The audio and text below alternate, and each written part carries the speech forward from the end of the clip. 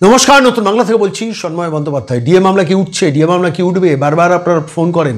সোমবার আজ যখন এই প্রতিবেদন আপনাদের জন্য প্রস্তুতি নিচ্ছি তখনও পর্যন্ত কোনো খবর নেই, কিন্তু মঙ্গলবার দিন আগামীকাল মানে আজকে যখন এই প্রতিবেদন আপনারা শুনছেন সেদিনকে বিকেলবেলা একটা সুপ্রিম কোর্টের কজ লিস্ট বেরোবে, বুধ বৃহস্পতি শুক্র, সেদিকে আমাদের নজর থাকবে। আর আপনাদের নজর থাকুক নতুন বাংলায়। যে মুহূর্তে ডিএ সংক্রান্ত ব্যাপারে আপডেটেড হবে সঙ্গে সঙ্গে, মানে তথ্য আপডেটেড হবে সঙ্গে সঙ্গে দেবো। কেন ডিএ সংক্রান্ত মামলার জন্য আপনারা অধীর আগ্রহে দীর্ঘদিন ধরে বসে রয়েছেন, কবে মামলার রায়টা বেরোবে সেদিকে তাকিয়ে রয়েছেন, আমরাও তাকিয়ে রয়েছি সেই দিকে। কিন্তু আজকে আপনাদের এই প্রতিবেদনে একটি কাহিনী শোনাবো, বাবা ছিনতাই হওয়ার কাহিনী। এই বাংলায় নিত্য নতুন প্রতিদিন শ্বশুর বাবা হয়ে যাচ্ছেন, জ্যাঠা বাবা হয়ে যাচ্ছেন, কাকা বাবা হয়ে যাচ্ছেন। এই আরও একটা নির্দিষ্ট সংখ্যক ইআরও ওসি ইলেকশন তারা কন্ট্রাকচুয়াল ডেটা এন্ট্রি অপারেটরদের দিয়ে তথ্য আপলোড করাচ্ছেন এবং সেই তথ্য আপলোডে বাবা জ্যাঠা কাকা সব মিলেমিশে একাকার, দিবে আর নিবে, মিলিবে হবে, সব একাকার হয়ে যাচ্ছে। কে যে বাবা কে যে শ্বশুর, জালিয়াতি শুরু হয়ে গেছে পূর্ণোদ্যমে বাংলায়। কন্ট্রাকচুয়াল ডাটা এন্ট্রি অপারেটর, যেখানেই আপনারা তথ্য পাবেন আমাদের নতুন বাংলা দপ্তর, বাংলা বার্তা দপ্তরে ফোন করে জানাবেন যে কন্ট্রাকচুয়াল কোনো ডেটা এন্ট্রি অপারেটরকে কোনো বিডিও অফিস, কোনো পঞ্চায়েত অফিস, কোনো জেলা অফিস, কোনো পুরসভার অফিস, কোনো কর্পোরেশন অফিসে বসে এন্ট্রি করানো হচ্ছে কিনা, আপনার ভোটার লিস্টে নাম আপলোড করানো হচ্ছে কিনা আমাদের নির্ভয় দেবেন। তথ্য গোপন করে আমরা সরাসরি, নাম গোপন করে আমরা সরাসরি নির্বাচন কমিশনের দপ্তরে লিখিত অভিযোগ জানিয়ে দেবো। প্রচুর তথ্য আমরা ইতিমধ্যে পেয়েছি, আপনাদের ধন্যবাদ। আমি আজকে এই প্রসঙ্গে, এসআইআর প্রসঙ্গে, এক বাবা ছিনতাই হওয়ার একটি ফোন, নিত্য নতুন প্রচুর ফোন আমরা পাই, প্রতিদিনই পাই। একটি ফোন পেলাম, চাপড়ার গ্রাম থেকে ফোন করছিলেন ভদ্রলোকের নাম আমি আর বলছিলাম, কিন্তু তার বাবার নাম হচ্ছে খাজির শেখ। সেই খাজির শেখ ছিনতাই হয়ে গেছে। আপনারা হয়তো অবাক হচ্ছেন, চমকে যাচ্ছেন, এ আবার কি, যে একজনের বাবার নাম খাজির শেখ ছিনতাই হয়ে গেলেন। কীভাবে ছিনতাই হলেন? তার নামটা ছিনতাই হয়েছে, তিনি ছিনতাই হলেন, তিনি মারা গেছেন।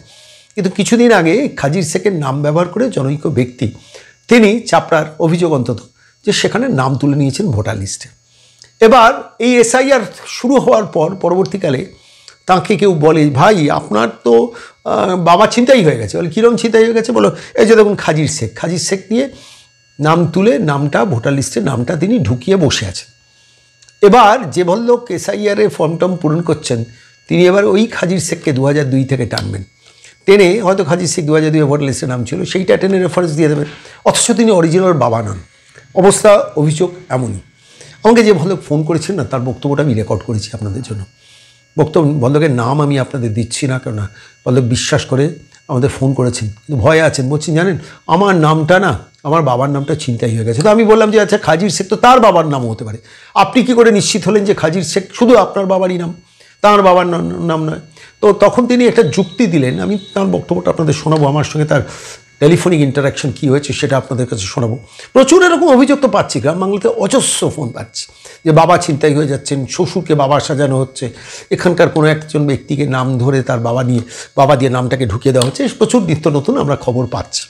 কিন্তু এই ভদ্রলোকের খাজির শেখ কী করলেন বলেন, যে যুবকটি এই নামটি তুলেছেন তার তো টাইটেল মণ্ডল, অথচ বাবার নাম সাজিয়েছে খাজির শেখ। ভাবতে পারেন যদি অভিযোগ সত্যি হয়। আমি আবার বলছি, ফোন পেয়েছি মানেই সত্য আমি ধরবো না, কিন্তু ভদ্রলোকের ফোন পেয়ে আমি না বেশ চমৎকৃত হলাম যে একটা মানুষ মরে যাওয়ার পরও তার বাবার নামটা ছিনতাই হয়ে যায়। বাংলায় চাকরি ছিনতাই হয়, সাদা খাতায় চাকরি হয়, ওএমআর শিটে কেলেঙ্কারি করে চাকরি হয়, মন্ত্রী বসে টাকা নিয়ে বান্ধবীর ফ্ল্যাটে জমান, মানে মানুষের অধিকার ছিনতাই হয়, সরকারি কর্মচারীদের ডিএ ছিনতাই হয়, এন্টায়ার সারা পশ্চিমবঙ্গ জুড়ে একটা নৈরাজ্যের বাতাবরণে রেশনের চাল ছিনতাই হয়, আমফানে ত্রিপল ছিনতাই হয়।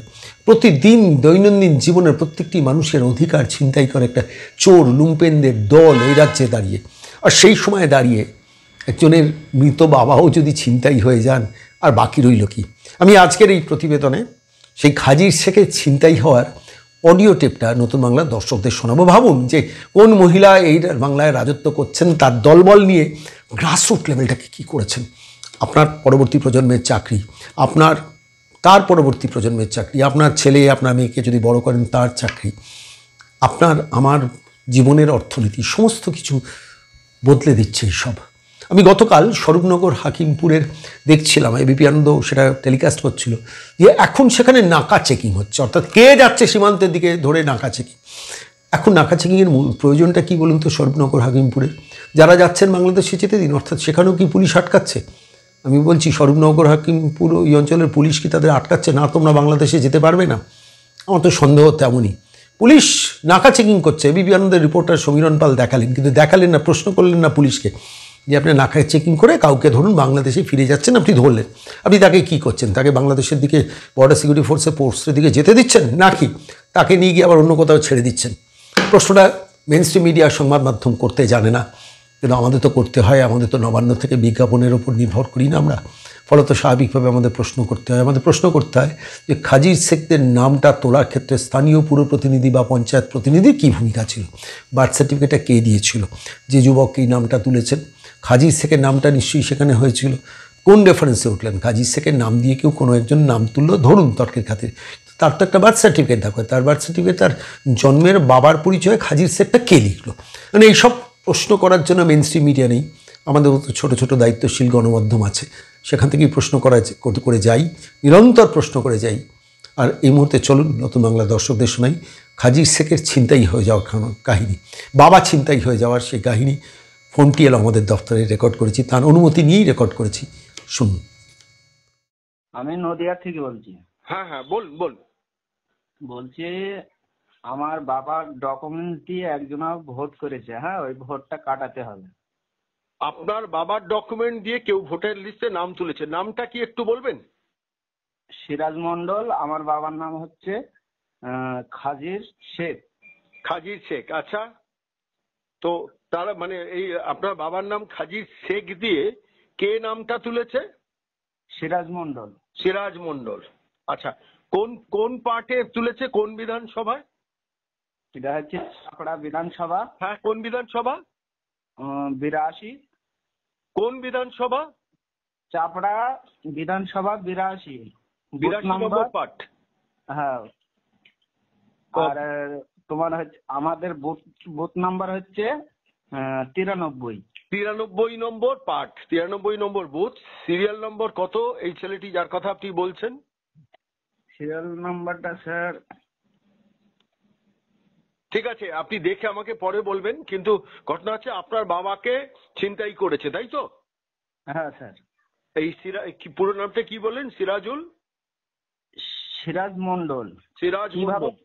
কিভাবে করেছে আমরা জানি না স্যার, এখন দেখছি যে আমার বাবার নাম আছে ওর ভোটার আইডিতে। আর এই ছেলেটির অরিজিনাল বাবার নাম কি জানেন?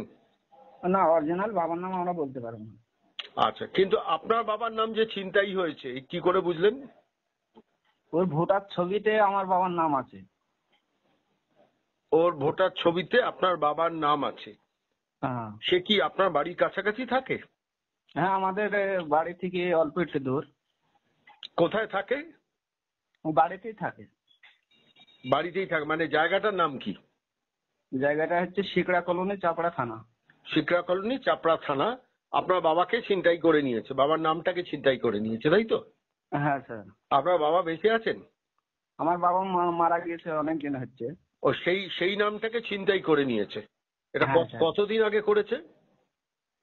আমরা তো এখন দেখছি তদন্ত, আমরা তো অত তদন্ত করিনি। এখন এই এসআইআর হচ্ছে, এই তদন্ত কাগজপত্র মানুষ সব তোলাতুলি করছে, তুলে দেখে ও আমরা তো জানি যে ও বাংলাদেশি। হুম হুম। তা সবাই বলছে না, ও তোর বাবার ফটো মানে নাম দিয়ে ভোট করেছে। হ্যাঁ। কতদিন আগে করেছে মোটামুটি? তাও মোটামুটি 8-9 বছর হয়ে যাচ্ছে মনে হয়। আপনার বাবার পুরো নামটা আরেকবার বলবেন দাদা? খাজির শেখ। খাজির শেখ, আচ্ছা। একটা কথা বলুন তো, খাজির শেখ অন্য কোনো খাজির শেখ নেই তো? ওর বাবার অরিজিনাল নাম খাজির শেখ নয় তো? আপনি বুঝলেন কি করে? না স্যার, না না। সেটা বুঝলেন কি করে? আমার বাবার নাম দিয়েই করেছে ও, মানে ও মন্ডল, আমরা শেখ। আচ্ছা, খাজির শেখ দিয়ে যে যুবকটি করেছে, যুবকটির নামটা আরেকবার দয়া করে বলুন। সিরাজ মন্ডল। সিরাজ মন্ডল, ঠিক আছে দাদা।